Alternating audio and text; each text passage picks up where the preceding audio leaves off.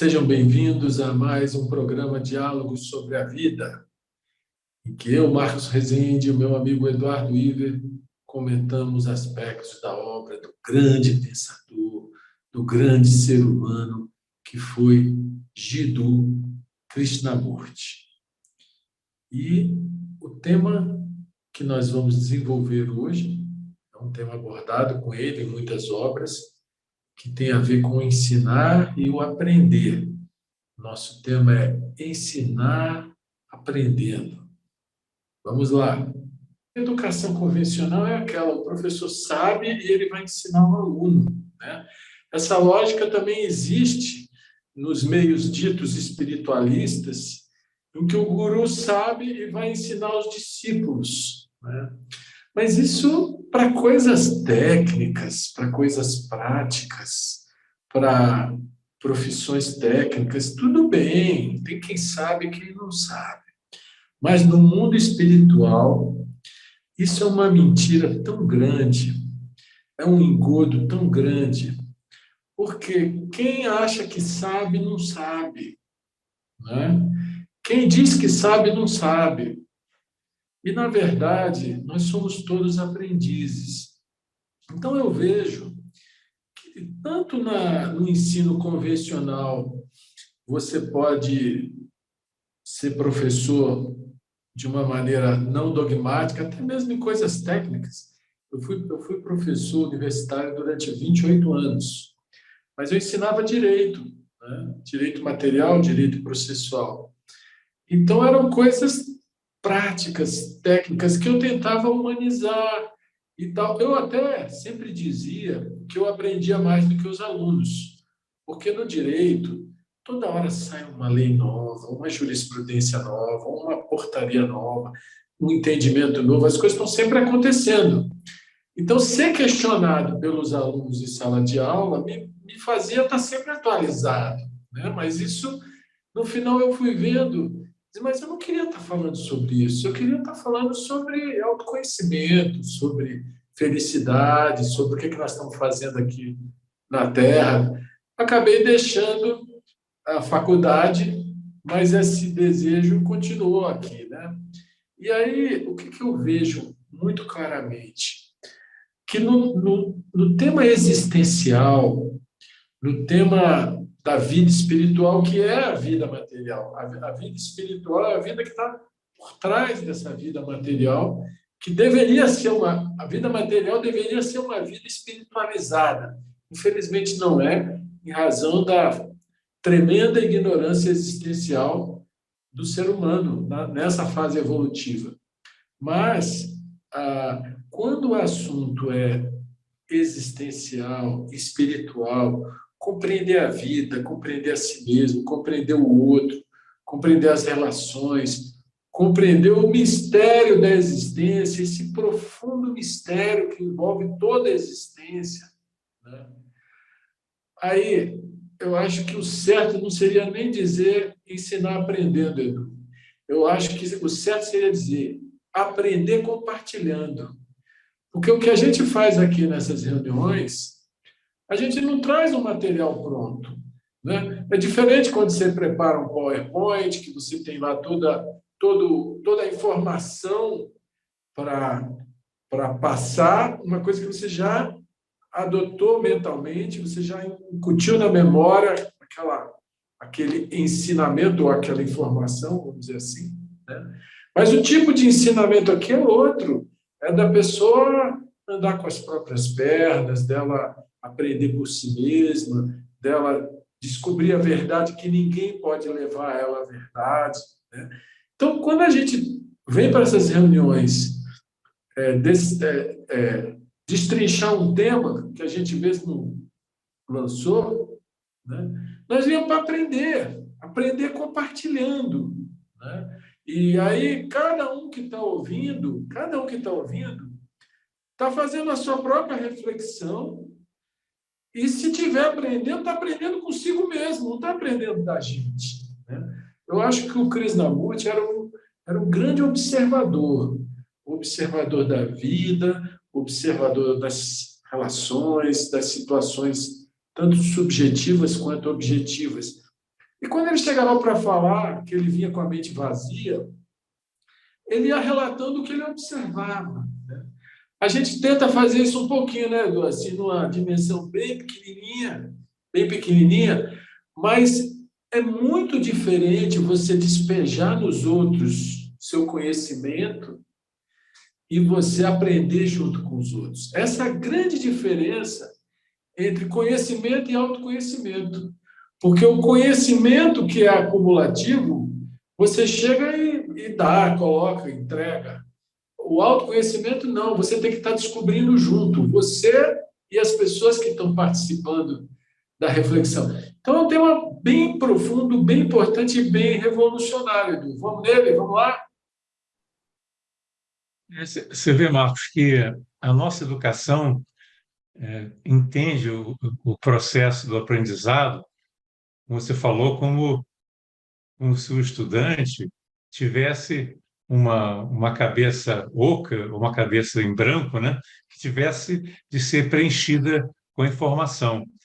E as escolas que nós conhecemos hoje, elas tiveram origem, elas começaram a ganhar corpo na época que houve aquela revolução industrial, que era necessário preparar pessoas para trabalharem nas indústrias.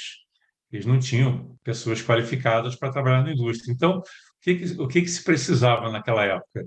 Pessoas que estivessem bem enquadradas, que soubessem fazer sem questionar o que tinha que ser feito, que era um trabalho basicamente mecânico, né? Um trabalho meio assim de engrenagem, que nem a gente vê naquele filme do Carlitos, Os Tempos Modernos, né? Que ele se sente como se fosse uma engrenagem dentro de uma grande máquina. Então, esse era essa era a visão, né, da educação quando as escolas começaram a ser consolidadas, que era preparar indivíduos para serem máquinas produtivas e, e quanto menos emoção, quanto menos questionamento houvesse, melhor. Elas apenas tinham que estar preparadas para produzir. E quanto mais elas produzissem, com mais efetividade, melhor, sem considerar qualquer fator emocional, qualquer problema que o indivíduo pudesse ter. Era uma coisa muito impessoal, era uma educação em que as pessoas eram quase que vistas como coisas, como números, né? E nós vemos que isso aí está agora num processo de mudança, mas essa mudança é muito lenta. Nós temos muitas escolas que ainda não conseguiram se libertar desse paradigma antigo, né, que vem do século XVIII, XIX, e ao longo do século XX a ciência mudou, a visão de mundo mudou, a visão separatista ela também foi muito questionada com a mecânica quântica, com a relatividade, com todas as descobertas científicas em diversas áreas. Mas ainda hoje, nossas escolas adotam, em grande parte, aquele paradigma antigo baseado na separatividade. O professor fica de um lado, os estudantes, alunos do outro, e o professor fica lá ditando as regras, né? Falando o que ele sabe, despejando conhecimento para os alunos anotarem e absorverem e, de certa forma, guardarem na memória. Esse é o paradigma da educação convencional. O novo paradigma educacional é que o professor ele deixa de ser apenas uma pessoa que é o detentor do saber e reconhece que a criança, né, o estudante, não só a criança, mas qualquer estudante, já possui um potencial enorme dentro de si, que a função principal do instrutor é fazer com que esse potencial se manifeste. Então surgiu uma ideia que eu acho que é revolucionária, que o professor ele deixou de ser um transmissor de conhecimento para ser um facilitador, ou seja, ele vai criar as condições para facilitar, para permitir que o aprendizado possa de fato ocorrer, ou seja, ele vai criar um ambiente que propicia o aprendizado. E então ele vai reconhecer também que o aprendizado se dá dentro do ambiente escolar e dentro da comunidade como um todo. Isso é uma coisa muito bonita hoje que a gente vê nas escolas, por exemplo, na Finlândia já é uma coisa padronizada, né? Já é amplamente utilizado. E em várias outras partes do mundo, especialmente nos países nórdicos, você vê que agora o professor ele percorre a sala e as crianças estão conversando, investigando, pesquisando juntos, trocando ideias, e ele lança desafios, traz algumas propostas, e o papel dele é facilitar as descobertas que os estudantes vão fazer. Ele não é mais o detentor do conhecimento, porque já existe tanto conhecimento espalhado pelo mundo que ninguém é capaz de saber tudo. Nenhum professor tem capacidade de conhecer a totalidade de qualquer matéria, né, de qualquer disciplina. Então, é muito mais correto, muito mais humilde e muito mais eficiente o professor reconhecer que ele conhece um pouco mais sobre aquele assunto, porque ele já tem mais vivência, ele já estudou, mas ele está descobrindo junto com os estudantes, porque a vida é dinâmica. O que foi verdadeiro no passado, o que serviu no passado, hoje talvez não sirva mais. Até as profissões evoluem, os cargos evoluem, os dispositivos evoluem, né? Você vê uma empresa como a Kodak, né? Era líder mundial em fotografia, porque a fotografia era feita baseada em filmes. Acabou. O filme acabou com a máquina digital. E a Kodak praticamente desapareceu. Foi até comprada por outra empresa, porque ela ficou no velho paradigma, do paradigma da, da, da foto baseada em filme. Isso demonstra o quanto é necessário haver uma constante adaptação, reflexão sobre os novos paradigmas, os novos avanços do pensamento, da ciência, e, e permitir que os estudantes despertem para a vida, né? Aquela ideia da educação para a vida, e não a educação para passar exames e para conseguir um emprego. Que o importante hoje não é ter um bom salário, reconhecimento como um profissional excepcional, mas ser feliz. Então, isso o Krishnamurti fala muito, né? Que, então, você tem que mudar todos os paradigmas que existiam na escola. O professor muda de postura, a maneira de ensinar muda completamente. Isso é uma verdadeira revolução que está acontecendo na educação. Professor e aluno estão estudando juntos, estão pesquisando juntos, e esse aprendizado ele se dá de forma multifacetada.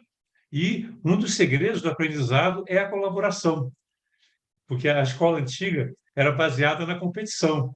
Eu me lembro que, quando eu estudei no Colégio Santo Inácio, no Rio, tinha lá primeiro da turma, segundo da turma, tinha lá aquela escala, né, de os melhores sempre, né, tinham regalias, tinha o excelência daquele ano, depois tinha o príncipe, tinha o duque, então ele tinha toda uma hierarquia, uma loucura, recebia diplomas, era uma coisa muito assim, hierarquizada, baseada na concorrência, e hoje a nova educação está jogando tudo isso aí fora, porque ela é baseada numa nova postura, que através da colaboração é que você vai chegar ao verdadeiro aprendizado, porque ninguém é detentor de tudo. Então, nós vamos juntos investigar, que nem nós estamos investigando juntos aqui, com aquela postura de humildade.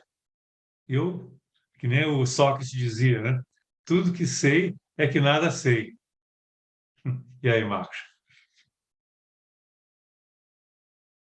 Pois essa frase do Sócrates é de uma sabedoria tão grande, porque é a grande diferença entre conhecimento e sabedoria. Na fase que nós estamos, com esse desenvolvimento tecnológico muito, muito grande, para que ficar decorando informação? Se você clica aí, bota no Google, bota no outro pesquisador eletrônico aí, você tem toda a informação que você quer na hora que você quer, com muito mais agilidade do que você poderia fazer com muito mais precisão do que se estivesse lá na sua memória, né? Mas você veja, nós estudamos na velha educação. Você decorava a tabuada, Edu? Eu decorava, né? E aquelas fórmulas de química para passar no vestibular, quantas fórmulas que eu não me lembro de nada mais, né? Então, assim, quantas vezes o professor escrevia no quadro e a gente tinha que copiar, e o professor escrevia, e não apaga não, peraí que eu estou copiando. Cara, hoje isso não tem mais sentido, né? Então, o conhecimento, ele está acessível de inúmeras maneiras. Não é necessário mais você sair memorizando as coisas, decorando as coisas, né? Aí a gente vai e pergunta: o que é aprender? Aprender a absorver conhecimento? Não. Aprender é compreender. Aprender é você enxergar as coisas como elas são, o máximo que você for capaz, né? Então, esse aprender é algo muito diferente do que conceitualmente se chama aprender, né? Então, aprender uma profissão é uma coisa, reter a informação, depois praticar de acordo com ela. Agora, o aprender sobre a vida, o aprender sobre a religião, o aprender sobre o amor, o aprender sobre os relacionamentos, o aprender sobre a guerra, sobre a paz, né? Sobre a harmonia que devia existir, mas não existe, né? Aprender como permitir que essa harmonia venha a nós, porque não adianta a gente cobrar uma harmonia do mundo se a gente não tem essa harmonia. Então, assim, tem tanta coisa para aprender e é um aprendizado dinâmico, vivo. Ele não é conceitual. Porque se ele for conceitual, ele é estéril, ele é frio, ele não tem a vitalidade transformadora, né? Então, esse aprender tem que ser do jeito que o Sócrates falou. Tudo que sei é que nada sei. Porque se você acumular qualquer coisa e achar que sabe, esse saber já é um entulho no seu processo de aprender. Ele já atrapalha, né? Você, para poder olhar a verdade agora, você tem que se desprender de tudo. Porque se você estiver repetindo, essa repetição não é a verdade. Isso é mecânico. Isso aí o computador faz melhor do que nós, né?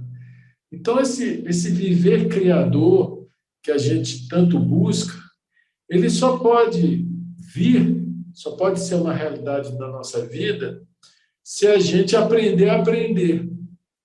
E aprender a aprender é entender que a gente não sabe nada, ter essa humildade profunda, né? Estou falando de coisas existenciais, não estou falando de coisas técnicas nem profissionais. Isso é cada um tem a sua. Você é engenheiro, eu sou advogado, o outro é médico.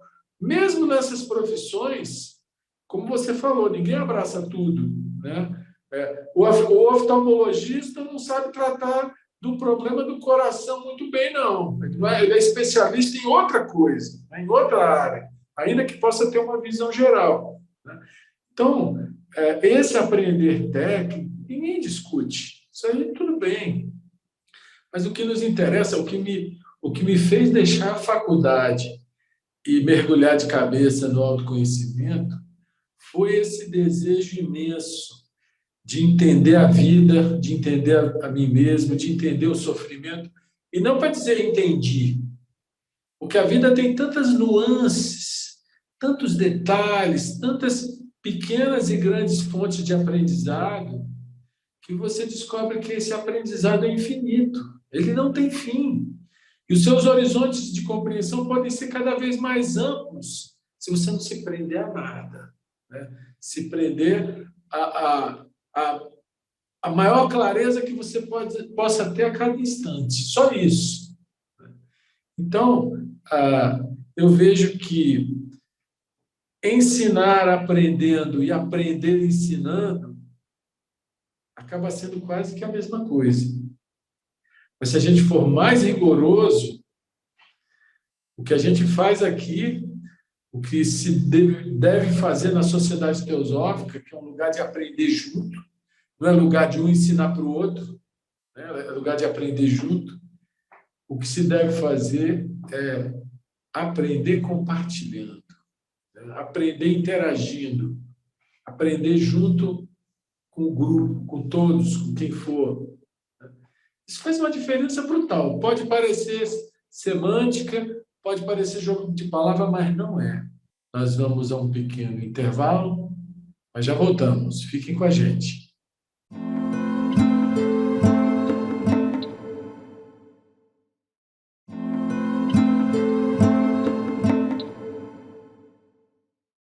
Estamos de volta com o nosso programa Diálogos sobre a Vida, em que nós estamos estudando temas associados aos ensinamentos de Jiddu Krishnamurti. E hoje o assunto escolhido para o nosso diálogo foi ensinar aprendendo. Vocês sabem que Krishnamurti sempre colocou uma grande importância na educação e hoje nós estamos elaborando um pouco mais esse tema que é tão fundamental na obra do Krishnamurti. Porque esse aprendizado que acontece no agora, ele vem de camadas da mente que são criativas, que têm um grau de intensidade de atenção muito diferente do que a outra que só fica arquivando, classificando e arquivando, é um outro nível da mente. Então, eu vejo que esse aprender que vem desse olhar atento, e eu percebo que nessas lives, Edu, a gente é obrigado a ficar muito atento, porque como você não tem o programa de voo, né? Você não tem o que você vai falar, se você não estiver muito atento, você se perde. Não é? Plano de voo. Exatamente, exatamente. E por ficar muito atento, o teu grau de percepção acaba sendo maior do que quando você está refletindo sozinho. Né? Muito interessante isso aí. Pois é, você vê que na educação antiga, né, tradicional, como foi dito, o que se queria é que as pessoas fossem detentores de determinados conhecimentos e habilidades que tornariam-as capazes de atender às necessidades do mercado, né? Mas hoje, o que a gente percebe é que, até mesmo para desempenhar uma função técnica, a pessoa que tem equilíbrio emocional, ela tem capacidade de desempenhar muito melhor, né? Inclusive, no próprio processo de aprendizado, se uma criança está cheia de problemas em casa, se ela foi abusada, se ela tem traumas, problemas de relacionamento, se ela sofre bullying, enfim, sempre que ela se sente prejudicada de alguma forma emocionalmente, isso tem um impacto gigantesco no desempenho escolar. Então, eu tenho estudado um pouco isso por causa do projeto que eu estou envolvido dentro de uma escola pública, né? É fruto de uma licitação que a União Planetária participou, chamada de Escolas Inovadoras, em que a União Planetária entrou e foi classificada para apresentar um projeto. E nós estamos desenvolvendo, então, esse projeto já há vários meses.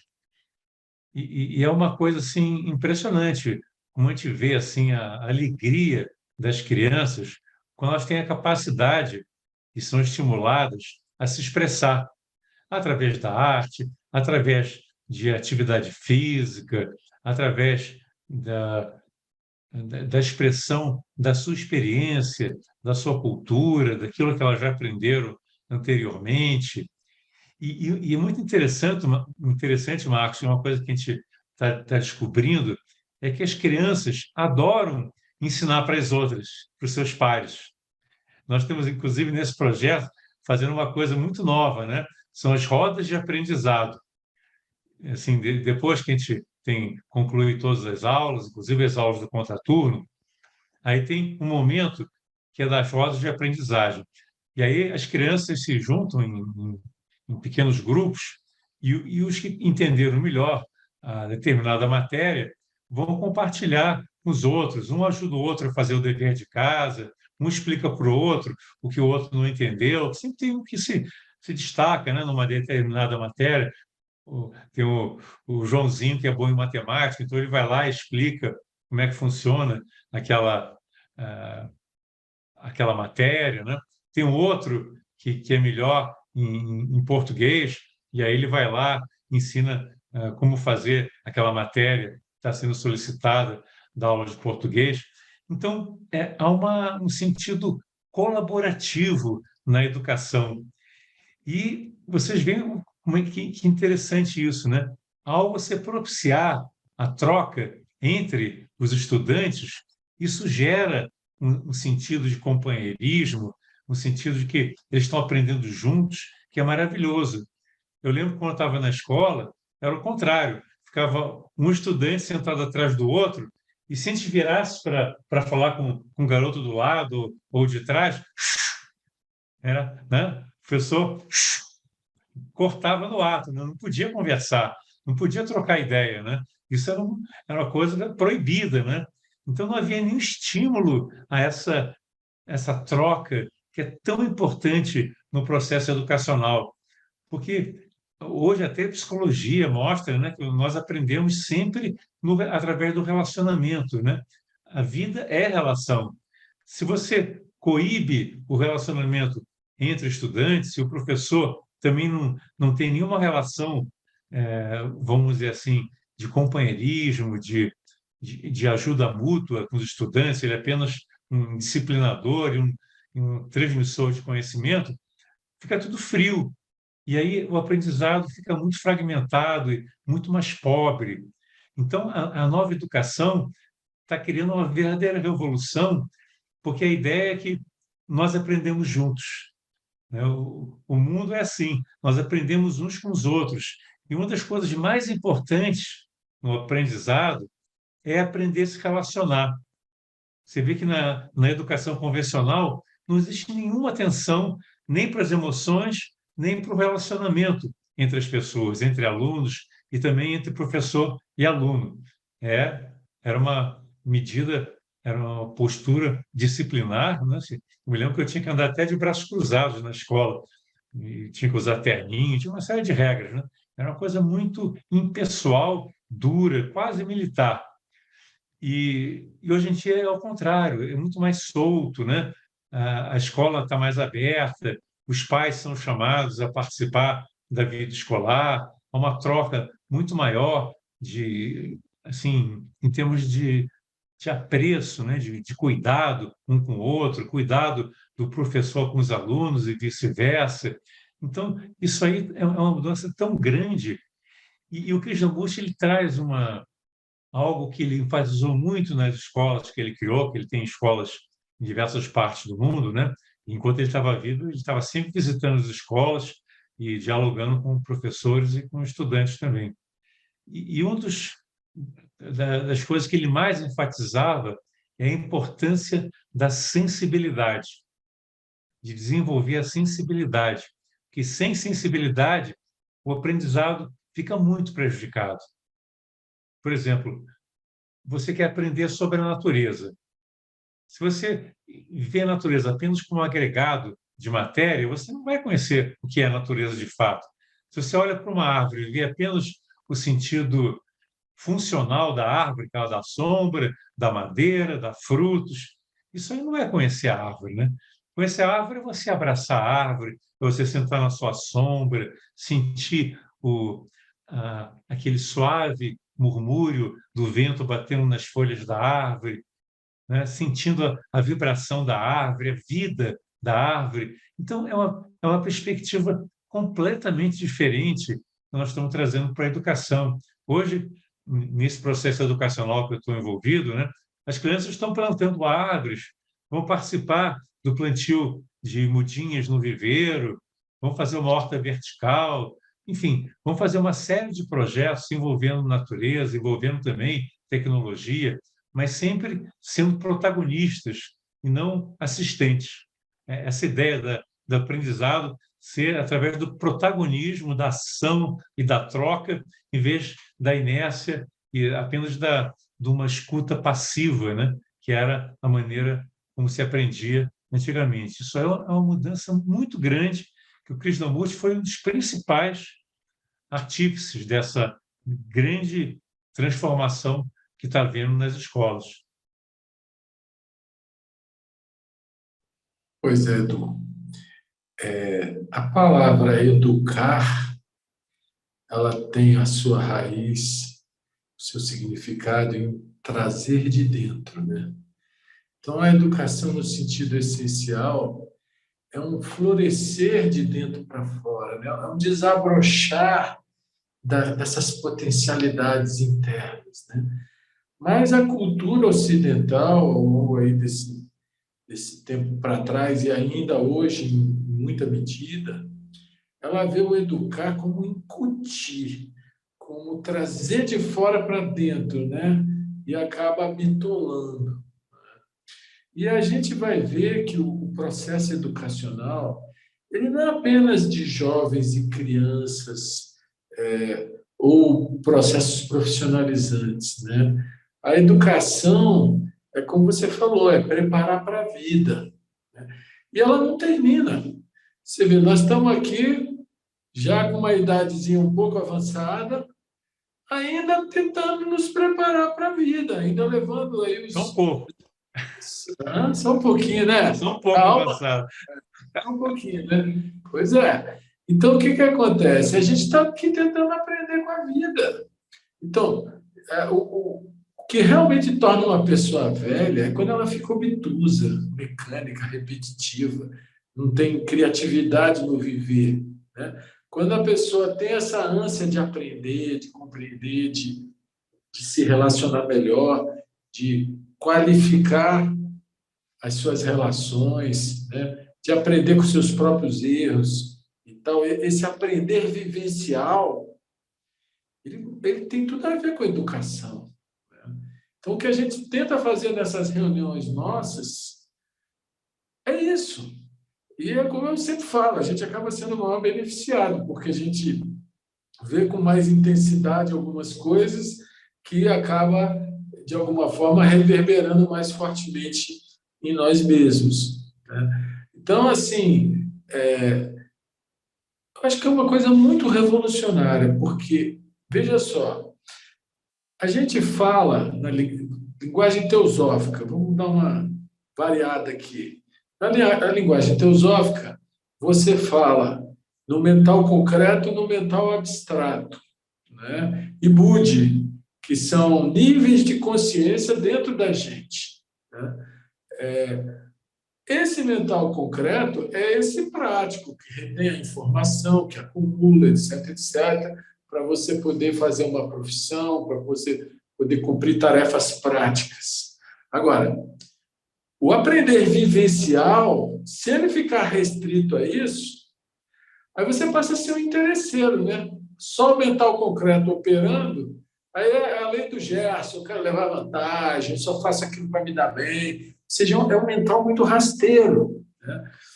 Já esse mental abstrato, ele tem a ver com os questionamentos. Aí você já usa o pensamento num outro sentido. Em vez de você usar o pensamento para responder, você usa ele para perguntar. Você usa ele para suscitar as questões, né? E a descoberta da verdade, a compreensão, o ver as coisas como elas são, no seu significado intrínseco, interno, aí vem de Budi, que é aquela consciência que emerge do silêncio, aquele insight, aquele raio de percepção que vem, né? E que você vê com a maior clareza. Então, você vê que são esferas diferentes da nossa mente, né? Dimensões mais sutilizadas ou mais densas da nossa própria mente, da nossa própria subjetividade. Daí que, quanto mais a gente perceber que esse mental concreto, para coisas práticas, ele é fantástico, mas para as coisas existenciais, ele cria divisão, ele cria preconceito, ele cria antagonismo, ele cria querer se dar bem, ele cria inveja, né? Esse nível do mental que todos nós temos, ele tem que ser usado na sua dimensão própria, no seu lugar certo, que é coisas práticas. Agora, você vai querer entender a sua esposa, querer entender o seu marido, seu irmão, seu colega, as relações. Se você botar esse mental concreto para operar, aí você vira um especulativo, você vira um malicioso. Ah, porque é assim, não é assim. Aí o mental concreto fica querendo extrair verdades da dualidade. E ele só vai encontrar confusão, né? Então, quando é esse aprender a viver da forma sempre mais elevada e qualificada, é outro tipo de aprender. E aí a gente volta ao 0 a 0. Tudo que sei é que nada sei. Zé Marcos.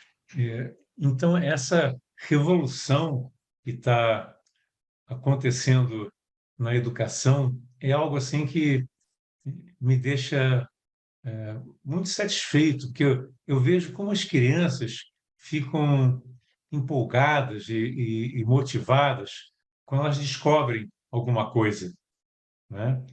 Você vê que tem crianças que nunca tinham tocado na terra, especialmente em meio urbano, né? No campo é diferente, mas crianças que moram em cidades e não têm esse contato com a natureza, né? Então, quando você leva uma criança por uma horta, por exemplo, né?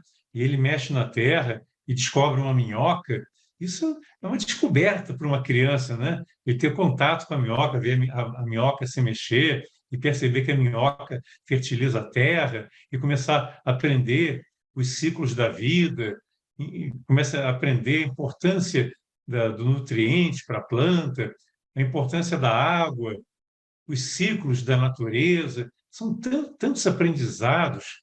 Então, isso é muito bonito, né? É você aproveitar aquilo que está no campo onde a criança vive, né? Que é o espaço do seu bairro, o espaço da sua escola, da sua residência, para extrair desses elementos os aprendizados que vão ser relevantes na sua vida. Eu lembro assim que na escola eu aprendi, como você falou, Marcos, tanta coisa inútil que foi só decoreba e que não tinha nenhum valor em termos de assim de experiência para a vida, de formação de um cidadão, uma pessoa que realmente possa viver com plenitude, viver de forma cooperativa, amorosa, não é? Então, eu vejo que tanto a sociedade teosófica, a teosofia, como Krishnamurti trouxeram uma contribuição inestimável para a educação, enfatizando a unidade ao invés da separatividade. Eu acho que, no fundo, talvez essa seja a grande pegada da educação teosófica, que se confunde com a educação do Krishnamurti, né? É demonstrar a unidade da vida, a interdependência entre todas as coisas. Porque a competição é baseada na separatividade. Essa competição que gerou tantos malefícios, né? Que gerou separação social, né? Onde uns ganham muito, outros ganham quase nada, vivem na miséria, o desperdício, tudo isso aí, a poluição, o aquecimento global, tudo isso aí é fruto de uma mentalidade equivocada de separatividade. E as guerras, mais ainda, né? Quando você aprende que você tem que se armar para se defender do seu colega, né? Você tem que vencer o seu colega, não só na disputa para ser o melhor da turma, mas também no esporte, né? Os esportes altamente competitivos, que um briga com o outro. E isso aí tudo é incentivado e faz parte da cultura da separatividade. Então, a educação teosófica que está brotando agora, por exemplo, o trabalho do Vishen Haoxing, lá nas Filipinas, né? E tudo que o Krishnamurti desenvolveu e continua em andamento em vários países, né? É um contraponto, é uma guinada violenta no sentido de prover uma educação para a vida, uma educação que vai formar seres humanos compassivos, seres humanos amorosos, colaborativos, solidários. Isso é uma coisa belíssima, né? Quando a criança percebe que, quando ela faz um trabalho em grupo, ela consegue mais resultados que quando ela faz sozinha, né? E perceber o quanto é importante colaborar com a natureza, que quando ela colabora com a natureza responde também e dá resultados, né? O amor que ela deposita num trabalho agrícola, por exemplo, traz resultados, ela consegue uma melhor produtividade na agrofloresta, na horta, onde quer que seja, né? Então, isso aí, esse despertar para uma vida em comunidade, para uma vida colaborativa, é uma coisa tão fantástica que eu acho que essa talvez seja a grande revolução que tanto a ST quanto o Krishnamurti trouxeram.